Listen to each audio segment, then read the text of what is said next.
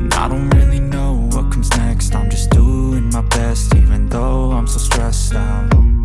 Everything just feels like a test that I fail, so depressed when I can't seem to get out. But something deep inside won't let me quit. I swear that I'm inspired by all this shit. So nanggaling po tayo doon, no? Yan, no? So dito po to sa may parte ng Santa Lucia yata ito, no? So papasok na po tayo doon sa may gagawing San Fernando Station.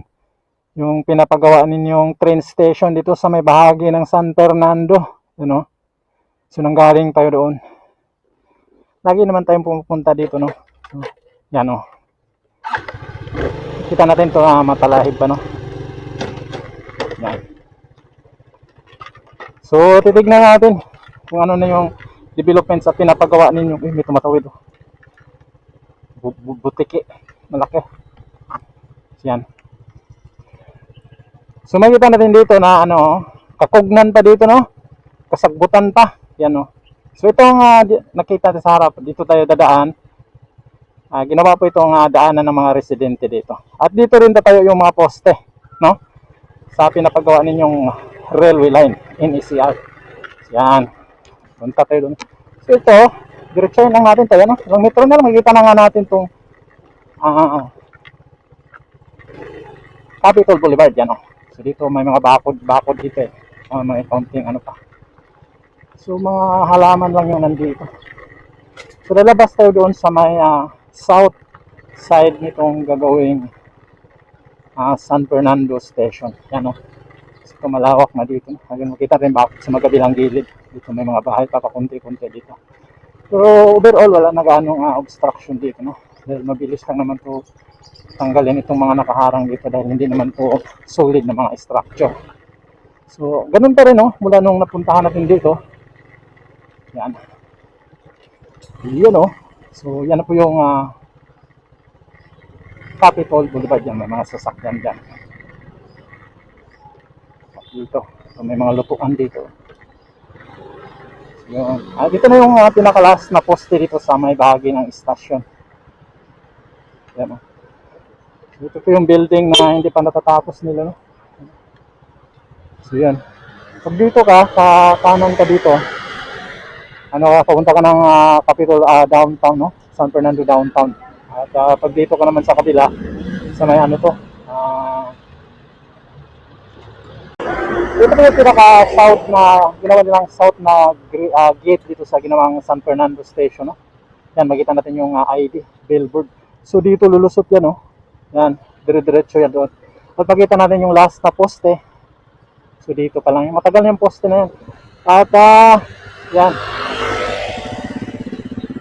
So medyo may sakit ang sikat ng araw.